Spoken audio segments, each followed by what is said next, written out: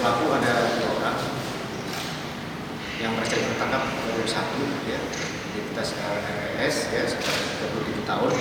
Barang bukti yang bisa kita amankan sebagai hasil kejahatan seperti rekan-rekan lihat ya, yang lihat di depan ada 4 biji ya, 4 biji ban beserta pelek mobil Innova ya, yang dicuri oleh pelaku.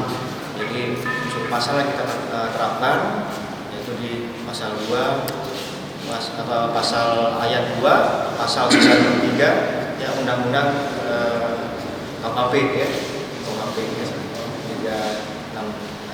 363 pasal 363 ayat 2 dengan ancaman hukuman 9 tahun.